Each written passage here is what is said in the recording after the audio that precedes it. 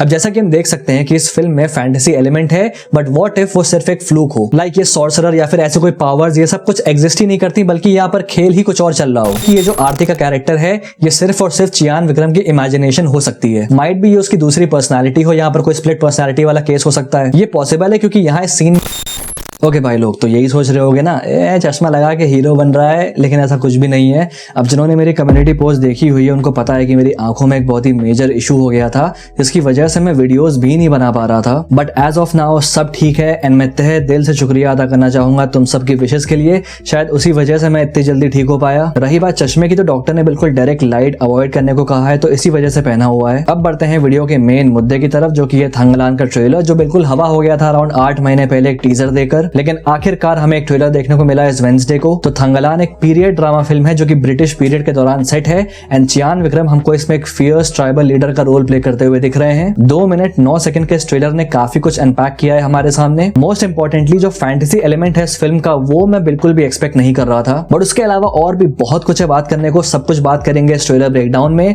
तो stay tuned.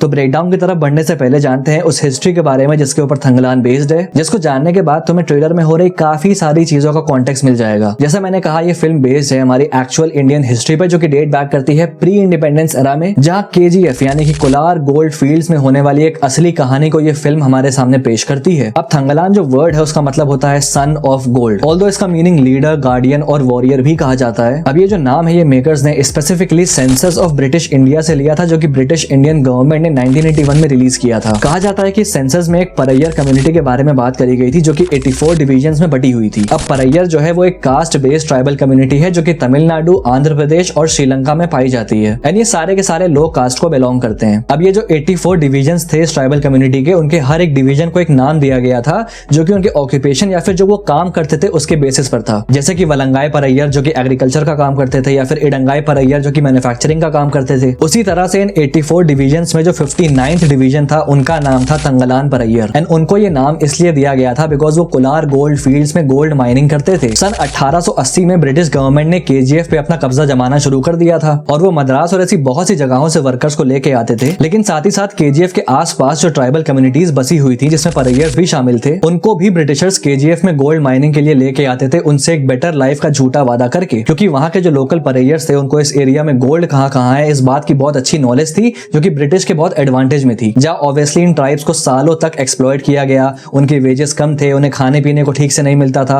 और उनकी रहने की जगह बद से बदतर थी एंड यही ऑप्रेस ट्राइबल कम्युनिटीज जिन्होंने ब्रिटिशर्स के जुल्म सहे, उन्हीं की कहानी हमारे सामने रखती है थंगलान। अब बढ़ते हैं इसके ट्रेलर के ब्रेकडाउन की तरफ। तो ट्रेलर शुरू होता है इस सीन से जहां ऐसे ट्राइबल्स मीटिंग टाइप कुछ कर रहे हैं। जमीन पर गौर करो तो ऐसे बहुत जगह गोल्ड देख सकते हैं। फिर नेक्स्ट सीन में हम देख सकते हैं कि एक तरफ ट्राइबल्स हैं और दूसरी तरफ ये घोड़े पे सवार लोग हैं और ये आपस में लड़ाई कर रहे हैं, और ये जो घोड़े पे सवार लोग हैं ये भी इंडियंस ही हैं। तो यहाँ पर कुछ ऐसा हो सकता है कि ये वो इंडियंस हैं जो ब्रिटिशर्स के लिए एज सोल्जर्स वर्क करते थे एंड सिंस ये मूवी ब्रिटिश पीरियड के दौरान सेट है और ये इन ट्राइबल्स का रिवोल्ट दिखाएगी उनके अगेंस्ट, तो यहाँ पर ये चीज हो सकती है। या फिर यहाँ पर कुछ ऐसा हो सकता है कि ये सीन ब्रिटिश पीरियड से भी कुछ बहुत पहले का हो, कोई हिस्टोरिकल फ्लैशबैक जहाँ पे हमें KGF की जमीन की हिस्ट्री दिखाई जाएगी, कैसे यहाँ पर जो ये ट्राइबल्स हैं वो सालों से लड़ते आ रहे हैं इसको प्रोटेक्ट करने के लिए, क्योंकि थ्रू आउट हिस्ट्री एक्चुअली में ऐसे एम्पायर्स और ग्रुप्स हैं जिन्होंने KGF पे कब्जा किया है, जैसे कि होसलिया या फिर विजयनगर एम्पायर। फिर उसके बाद एक और ऐसा सिमिलर शॉट हम देख सकते हैं जहां ऐसे जमीन पे गोल्ड है और ट्राइबल्स ऐसे खड़े हुए हैं एंड जो गेटअप है इनका व्हाइट पेंट लगा के हथियार के साथ, क्लियरली यहाँ पे किसी जंग की तैयारी हो रही है। फिर उसके बाद इस सीन पे ध्यान दो, यहाँ इन ट्राइबल्स के गेटअप पे ध्यान दो, देखो कैसे यहाँ एनिमल स्किन्स और घास पहनी है इन्होंने एज अपोज टू कपड़े जो आगे हम इन्हें पहने हुए देख सकते हैं एंड हथियार भी ऐसे काइंड ऑफ प्री हिस्टोरिक हैं जैसे पत्थर और लकड़ी के, इंप्लाइंग की सीन की जो टाइमलाइन है वो बहुत पहले की हो सकती है। जैसा मैंने पहले बताया कि ये फ्लैशबैक सीन्स हो सकते हैं जहां KGF की हिस्ट्री हमें दिखाई जाएगी कि कैसे ये सारे ट्राइब्स जमीन को प्रोटेक्ट करने के लिए सालों से लड़ाई करते हुए आ रहे हैं। इसके बाद हम देखते हैं कि विक्रम का कैरेक्टर अपनी ही वाइफ के ऊपर ऐसे चाकू से हमला करने का स्टांस बना रहा है, जिसके साथ एक डायलॉग भी फॉलो होता है कि भाई तुम्हारे दिमाग में क्या चल रहा है, विच मेक्स मी थिंक कि ये जो विक्रम का कैरेक्टर है ही clearly suffers from some mental issues and trailer में हमको ऐसे हिंट्स भी दिए गए हैं जैसे कि वो ऐसे पागलों की तरह चिल्ला रहा है एंड अपने ही लोगों पे हमला कर रहा है। हम उसे हेलुसिनेट करते हुए भी देख सकते हैं। इनफैक्ट ये जो सारे सीन्स हैं ये ड्रीम सीक्वेंस भी हो सकते हैं जो कि सिर्फ विक्रम देख रहा है एंड माइट भी वो इसी ब्लड लाइन से हो, इसीलिए वो इन सीक्वेंसेस को देख पा रहा रहा है। स्पेसिफिकली ये जितने भी सीक्वेंसेस हैं जहां ऐसे गोल्डन सन है एंड जमीन पे गोल्ड दिख रहा है, ये ड्रीम सीक्वेंस हो सकते हैं, बट ये भी पॉसिबल है कि उसके मेंटल स्टेट का कनेक्शन कहीं ना कहीं इस फिल्म के फैंटेसी एलिमेंट से हो सकता है, जो कि हम आगे बात करेंगे। फिर आगे हम देखते हैं कि एक अनाउंसमेंट होती है कि लॉर्ड क्लेमेंट आपके गांव में आपकी सर्विस सीख करने आए हैं। जैसा मैंने ऑलरेडी बताया था कि ब्रिटिशर्स गांव से लोगों को उठा के ले जाते थे केजीएफ में गोल्ड माइनिंग करवाने। फिर चियान विक्रम को ऐसे यहाँ कुछ लोगों ने घेर रखा है एंड नोटिस करो तो इनके पास शील्ड है, प्रॉपर भाले हैं। बहुत ध्यान से देखने के बाद समझ आया कि ये लोग चोला एम्पायर के लोग हो सकते हैं। अब इनके पास इन रेड फ्लैग्स को ध्यान से देखो एंड अगर इस रेड फ्लैग पे ध्यान से देखो तो एक टाइगर का सिंबल बना हुआ है जो कि चोल साम्राज्य का एम्बलम था एंड उनके फ्लैग्स भी लाल रंग के होते थे। एंड अगर हिस्टोरिकली देखा जाए तो चोला एम्पायर ने एक पॉइंट ऑफ टाइम पे केजीएफ पे कब्जा किया था, लेकिन जो एक्चुअल टाइम पीरियड है वो 1004 एडी से लेके 1117 एडी तक का था एंड चोला एम्पायर खुद ही 1279 एडी में एंड हो गया था। तो यहाँ माइट भी ये जो लोग हैं ये चोला एम्पायर के डिसेंडेंट्स हो सकते हैं, जैसा कि एरिथिल ओरवन में दिखाया गया था कि चोला एम्पायर के खत्म होने के बाद से जो लोग बच गए थे वो आगे भी काफी सालों तक छोटे छोटे ग्रुप्स फॉर्म करके रह रहे थे। फिर आगे चियान विक्रम का कैरेक्टर गांव वालों को समझाता है कि ये जो काम है ये सिर्फ हम ही कर सकते हैं एंड यहाँ पर जिस काम की बात हो रही है वो है गोल्ड माइनिंग। इसके बाद आता है ये सीन जहाँ ऐसे लोग घायल हैं या फिर मरे पड़े हैं एंड यहाँ हम देख सकते हैं कि इन्होंने एक मूर्ति खोद के निकाली है। अब ये मूर्ति किस चीज की ये तो नहीं बताया जा सकता, लेकिन चोला एम्पायर जब केजीएफ पे राज करता था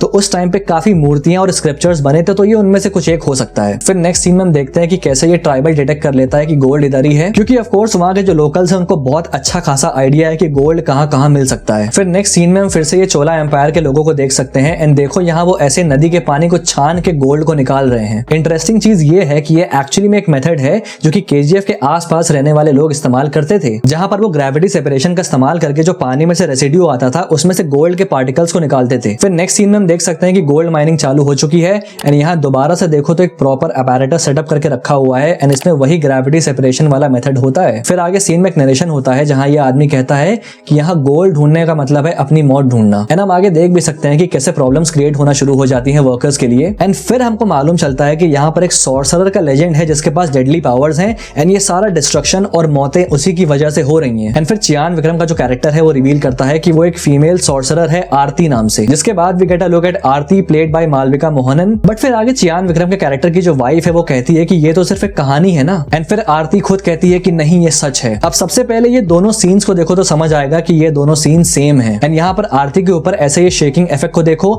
as if she is a hallucination जो चियान विक्रम से बात कर रही है सिर्फ। अब यहाँ पर दो चीजें हो सकती हैं। अब जैसा कि हम देख सकते हैं कि इस फिल्म में फैंटेसी एलिमेंट है, बट व्हाट इफ वो सिर्फ एक फ्लूक हो, लाइक ये सॉर्सरर या फिर ऐसे कोई पावर्स ये सब कुछ एग्जिस्ट ही नहीं करती बल्कि यहाँ पर खेल ही कुछ और चल रहा हो। तो सबसे पहली थ्योरी ये आती है कि ये जो आरती का कैरेक्टर है ये सच में होगी एंड ये शायद उसी ट्राइब को बिलोंग करते हैं जो कि केजीएफ के जमीन की रक्षा करते थे एंड हो सकता है कि वो कोई हेलुसिनोजन अर्थात एक नशीला पदार्थ यूज करती हो, जैसा कि हमने बैटमैन बिगिंस में फियर टॉक्सिन देखा था, जिसके इन्फ्लुएंस में जो भी आएगा उसको ऐसा लगेगा कि यहाँ सच में मैजिक हो रहा है एंड यहाँ सच में इसके पास पावर्स हैं, या फिर उनको डरावनी चीजें दिखाई देंगी। इसका एक प्रूफ भी दिखाता हूँ इस सीन में। अब यहाँ देखो कि ऐसे व्हाइट सा धुआं उड़ रहा है एंड चियान विक्रम को हेलुसिनेशंस हो रहे हैं उससे। इनफैक्ट सिर्फ विक्रम ही नहीं, उसके आसपास के लोगों को भी देखो, वो भी किसी चीज को देख के डर रहे हैं और पागल से हो रहे हैं। इस सीन में भी सेम चीज हो रही है अगेन, जैसा बैटमैन बिगिंस में उस फियर टॉक्सिन से लोगों का हाल होता था। एंड माइट भी ये जो व्हाइट धुआं है यही वो फियर टॉक्सिन या फिर वो हेलुसिनोजन है। एंड ये जो आरती है वो ये सब कुछ इसलिए कर रही हो ताकि एक डर बनाया जा सके, ताकि लोग केजीएफ की जमीन पे कब्जा करने ना आए। दूसरी थ्योरी ये है कि ये जो आरती का कैरेक्टर है ये सिर्फ और सिर्फ चियान विक्रम की इमेजिनेशन हो सकती है। माइट भी ये उसकी दूसरी पर्सनालिटी हो, यहाँ पर कोई स्प्लिट पर्सनालिटी वाला केस हो सकता है। ये पॉसिबल है क्योंकि यहाँ इस सीन में ऐसे गौर करो जहाँ ऐसे ये भवंडर के बीच में चियान विक्रम और आरती लड़ाई कर रहे हैं और ऐसे आरती को पटक देने के बाद से नेक्स्ट फ्रेम में देखो तो सिर्फ चियान विक्रम दिख रहा है, आरती नहीं दिख रही। तो ये एक हाई पॉसिबिलिटी है। फिर आगे हम अंग्रेज और ट्राइबल्स के बीच में लड़ाई होते हुए देख सकते हैं एंड ये वही पॉइंट हो सकता है जहां पर ट्राइबल्स अब रिवोल्ट करेंगे अंग्रेज के अगेंस्ट। फिर उसके बाद हमें काफी सारे एक्शन स्निपेट्स देखने को मिलते हैं एंड ट्रेलर एंड होता है इस सीन के साथ जहां ऐसे विक्रम गोल्ड से कवर्ड है एंड यहाँ वो काइंड ऑफ वॉर क्राइज कर रहे हैं। तो भाई यहाँ पर खत्म होता है ट्रेलर का ब्रेकडाउन। बाकी ट्रेलर मुझे पर्सनली बहुत पसंद आया, कुछ बहुत यूनिक है। The only downside of this trailer was the VFX जो कि काफी अनरिफाइंड है एंड आई डोंट नो कि ऐसा क्यों हुआ, but I am pretty sure कि इस वीएफएक्स की शॉर्टकमिंग को ओवरकम करने के लिए ये फिल्म हमें काफी कुछ ऑफर करेगी। बाकी तुम बताओ अपने थॉट्स और मुझसे कोई डिटेल मिस हो गई हो तो वो भी कमेंट बॉक्स में लिख के बताना। और हाँ, वीडियो पसंद आए तो लाइक कर देना और अगर पहली बार यहाँ पे आए तो सब्सक्राइब करना मत भूलना ऐसी और वीडियोस के लिए। Till then, this is your pop culture net signing off. We'll see you guys in the next video and thanks for watching.